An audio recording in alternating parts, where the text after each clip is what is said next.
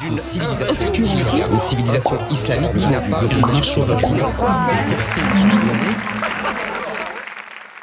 Bonjour, bienvenue dans Rhinocéros. Aujourd'hui, on va vous parler des informés de France Info. Il était temps, j'avais envie de faire ça depuis longtemps, mais là, en plus, l'occasion est trop belle. Il paraîtrait qu'il y a un facho dedans. Et que non, on va se calmer, on va se calmer. On avait dit qu'on faisait gaffe maintenant. Non, on va analyser le dispositif, parce que Les Informés, c'est l'émission phare de France Info. Et ça se trouve, il y en a qui connaissent pas.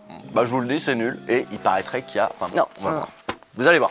Les Informés, c'est une des rares émissions de France Info diffusées à la fois à la radio et sur la chaîne de télévision.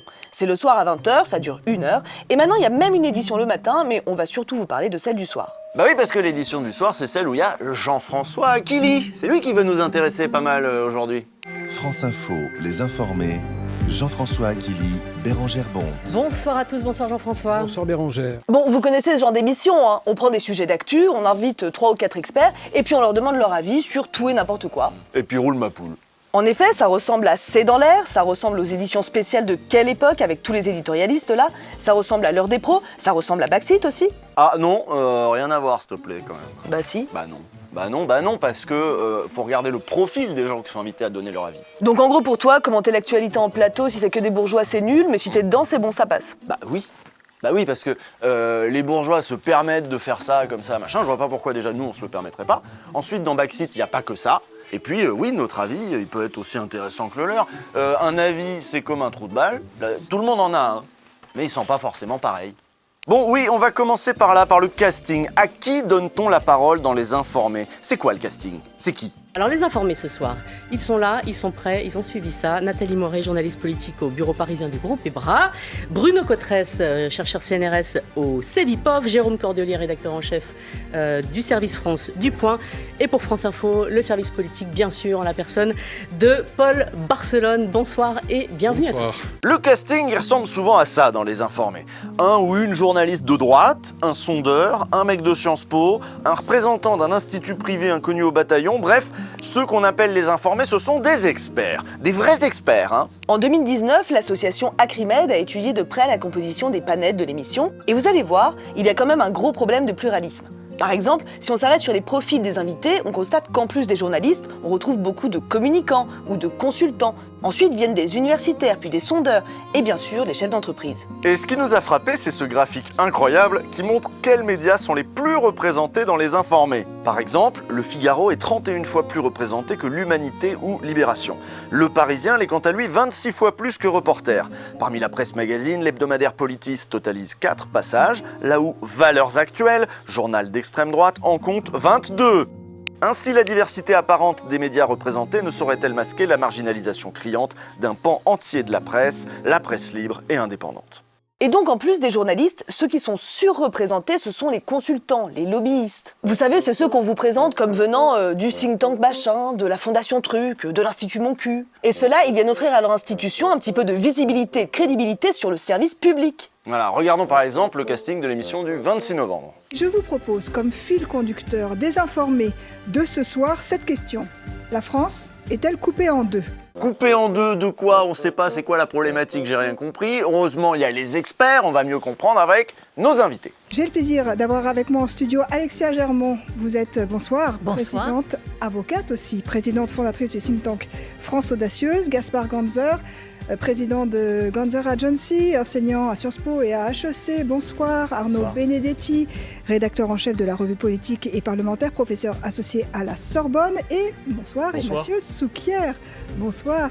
Bonsoir. Consultant, essayiste, expert associé à la Fondation Jean Jaurès. Bonsoir donc une nouvelle fois à tous les 4. Nous sommes ensemble jusqu'à 21h. Ok, donc là, on a le think tank France Audacieuse, qui veut entre autres marier l'écologie et le libéralisme, l'agence de communication Ganzer, qui veut améliorer l'image des dirigeants, et puis la Fondation Jean Jaurès, qui vient elle aussi s'offrir un peu de visibilité médiatique. Et puis c'est jamais clair, on vous explique jamais ce que c'est exactement leur cabinet, leurs instituts. On vous dira jamais, ça c'est un think tank de turbo-droitos, ça c'est le cabinet d'un mec qui a bossé avec Hollande, machin. On t'explique pas, tu peux pas situer de toi-même si tu connais pas. En plus, on est sur le service public. Donc on pourrait exiger qu'il y ait des syndicalistes, des universitaires, des représentants d'associations, enfin bref, des gens véritablement informés.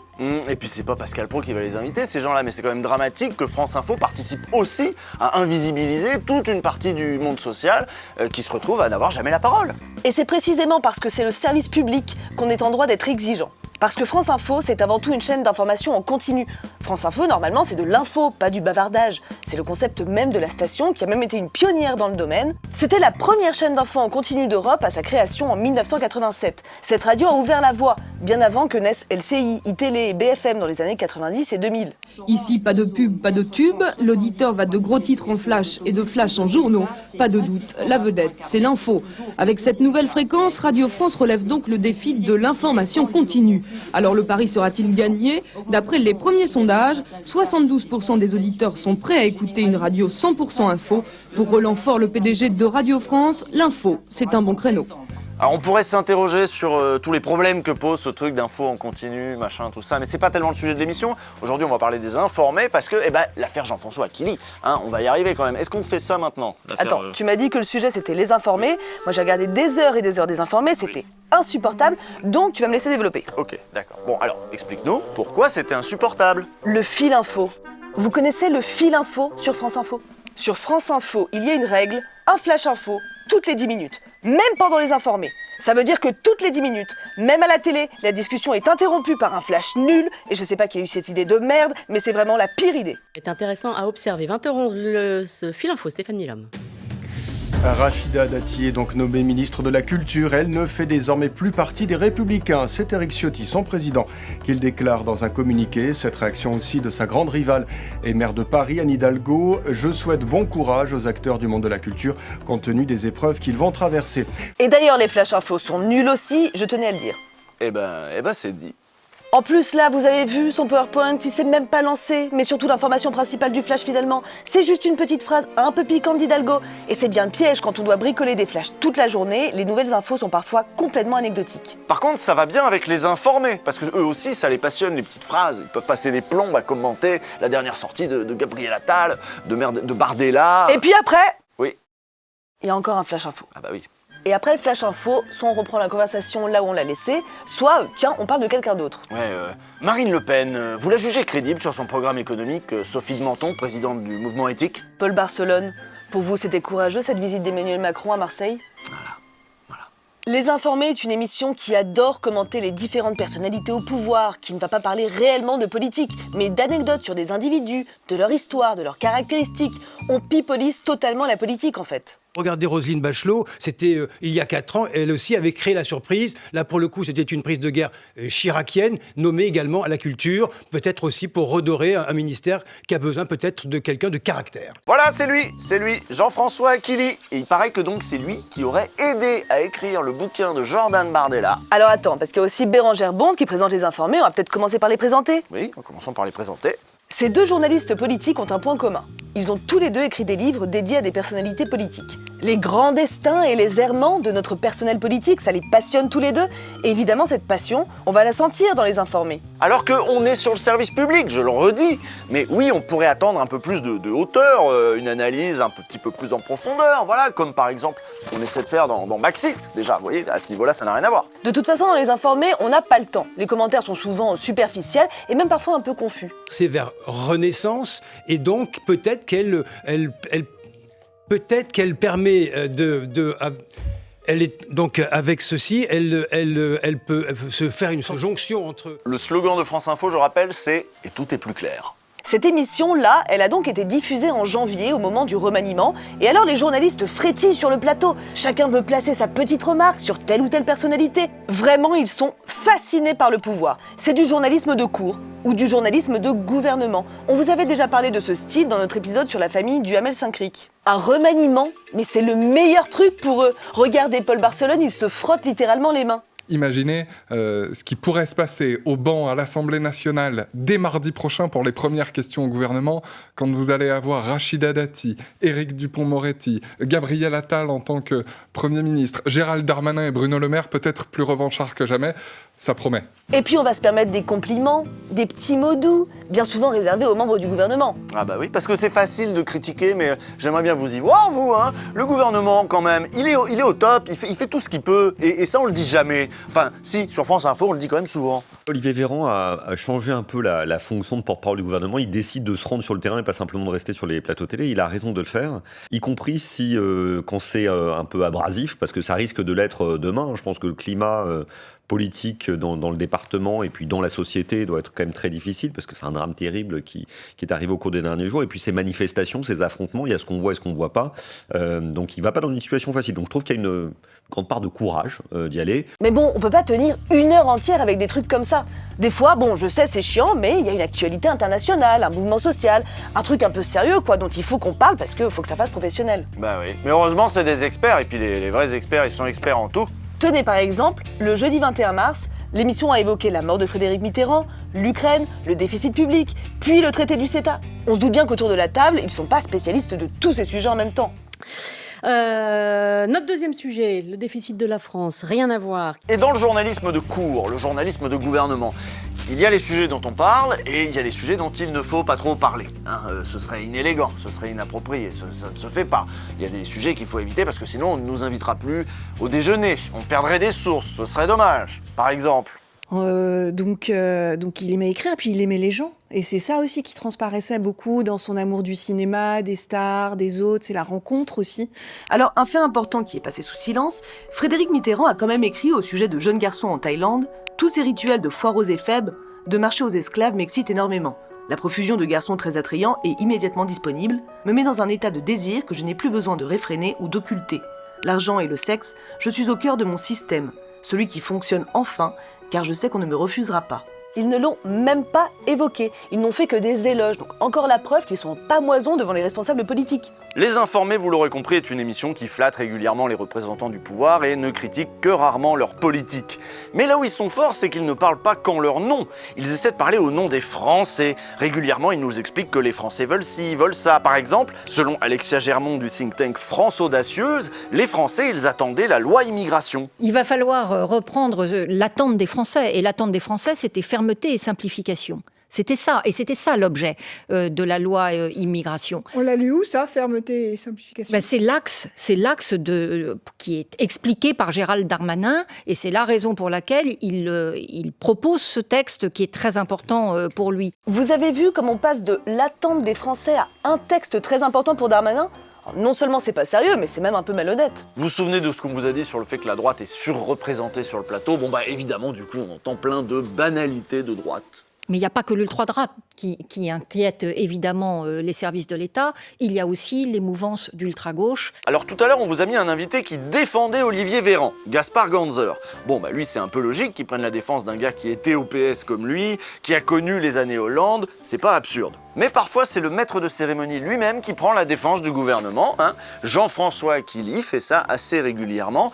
Est-ce qu'on en est arrivé à la partie où on peut développer sur Jean-François Aquili? Oui, c'est bon, tu peux y aller. On y va? Nous sommes dans une phase de quoi qu'il en coûte, le retour, si je puis dire. Et ce n'est pas de la faute du gouvernement. Il y a une situation de crise, il faut bien y remédier, il faut y accéder. Mais nous sommes toujours dans une dynamique de dépenses qui vont au-delà de ce que nous sommes en capacité de faire. C'est le journaliste qui est censé animer le truc, mais bon, souvent on voit bien qu'il n'est pas complètement neutre. On sent même qu'il est parfois un peu dur avec les intervenants de gauche, il les recadre. Ah, et il faut voir comment il parle des mouvements sociaux. Attention, là, c'est le champ lexical de l'horreur, carrément. C'est la chronique d'un chaos dans les gares, le scénario du pire, un TGV Inouï et Ouigo sur 2, un Intercité sur 2, vendredi, samedi, dimanche.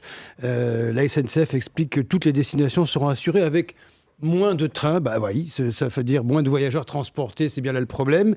Avec la possibilité de décaler le déplacement, il y a 300 000 places disponibles, mais il faut aussi s'occuper des réservations, le ski et ailleurs, c'est un peu compliqué de bouger tout ça. Il y a eu le lever de sourcil du ministre Patrick Vergrit, surpris par la grève qui paraît bien dérisoire. Ah ouais, les Rezaoski, ça fait chier quand même. Ouais. Et par contre, les hommes de droite, eux, ils sont quand même très défendus, hein, même ceux qui sont pas très défendables. Sarkozy, par exemple. Vous trouvez pas qu'on a été un peu dur avec ce pauvre Sarkozy quand même? C'est de l'acharnement, non? Et je dis que le citoyen a le droit aussi de contester les faits, quel que soit le niveau de citoyenneté, les faits qui sont contestés. Un citoyen qui a été président de la République, qui était garant de l'indépendance de la justice, la moindre des choses qu'on peut lui demander, c'est de respecter les décisions de justice, de respecter la justice, parce que là, il met un doute dans la justice, et ça, c'est mauvais dans une démocratie. Jean-François Aquili anime Les Informés depuis 2018. Avant ça, il est passé par différents médias, dans le public et le privé. C'est un homme carriériste et assez proche du pouvoir. En 2018, il a postulé pour devenir PDG de Public Sénat, mais il n'a pas été retenu. En revanche, regardez ce qu'il disait lors de son audition. C'est assez intéressant quand on a en tête le format des Informés. Pour savoir et comprendre, ce n'est pas une chaîne d'information continue, ou du moins un ersatz de ce qui se fait ailleurs. On n'est pas là pour, vous savez, les petites phrases à tout prix, et aussi essayer des formats branchés, si je puis dire. Finalement, il arrive à France Info, il va mener des interviews politiques et il va présenter Les Informés, où d'ailleurs il invite très régulièrement sa compagne, Chloé Morin, sans que bien sûr ce soit jamais précisé aux téléspectateurs. Mais moi je savais pas qu'il était avec Chloé Morin, mais c'est quoi cette histoire là? C'est zinzin. Avec Chloé Morin, politologue, directrice générale de Societing et chroniqueuse à l'Express. Je pense qu'on peut être de gauche et anti-woke, et je pense même qu'on doit être anti-woke quand on est de gauche aujourd'hui. Pour vous donner une idée de Chloé Morin, si vous la connaissez pas, en gros c'est une valsiste, politologue, et elle se dit de gauche, mais elle est pas woke. Et du coup, elle va taper assez peu sur le gouvernement et réserver ses coups à la gauche woke, la gauche indigéniste. Et dont son compagnon aussi est hostile à la gauche. Ah bah oui, Jean-François Aquili, tu as raison d'y revenir. Alors comme ça, on écrit en cachette des trucs pour Jordan Bardella? Jean-François Aquili, des Informés de France Info, qu'est-ce que c'est que cette histoire? Le 14 mars, Ariane Chemin a donc levé un sacré lièvre pour le journal Le Monde. Selon ses informations, Jean-François Aquili aurait aidé le candidat aux européennes Jordan Bardella à écrire son autobiographie. Il a depuis été suspendu de l'antenne de France Info à titre conservatoire. Si Jean-François Aquili a apporté son aide à Jordan Bardella, il s'agirait d'un grave conflit d'intérêts, s'était aussitôt alarmé dans un communiqué la Société des journalistes de France Info. Jeudi après-midi, la SDJ a pris acte de la décision, regrettant que, si les faits avancés étaient avérés, il s'agirait d'un manquement grave à la déontologie de notre profession qui pourrait ternir la réputation d'impartialité de la rédaction de France Info. Alors lui d'abord, il a tout nié. Il a dit que tout ceci relevait de sa vie professionnelle personnelle. Alors que normalement, il faut choisir, c'est soit l'un soit l'autre. S'il avait juste roulé des pelles à Marine Le Pen, bon ok, ça relève un peu de sa vie privée, d'accord, quoique c'est intéressant comme info, mais là il a carrément aidé l'autre à écrire un bouquin. C'est carrément pas personnel. Oui, ça commence à ressembler un petit peu à des ménages. Vous savez, les ménages, c'est quand un journaliste qui a acquis une notoriété auprès d'un grand média s'en sert pour monnayer ses services auprès de structures privées, d'entreprises, pour proposer des conférences, animer des conventions pour les grandes boîtes, tout ça quoi. Selon la très informée lettre A, c'est même quelque chose qui revient souvent quand on regarde de près ce que font les journalistes de France Info sur leur temps libre.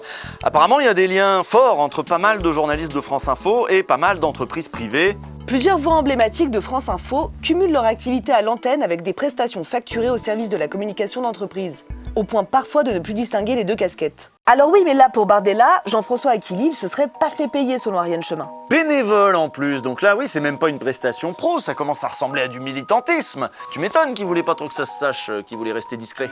Ce petit coup de main à Bardella, il a fini par le reconnaître. Il a avoué à sa hiérarchie avoir en effet aidé secrètement le candidat aux européennes du plus important parti d'extrême droite de ce pays. Alors évidemment, toute la bolosphère a volé à son secours. Attends, c'est la sphère des bolos? C'est la sphère de Bolloré. Voilà, tous ceux qui mangent grâce à Bolloré.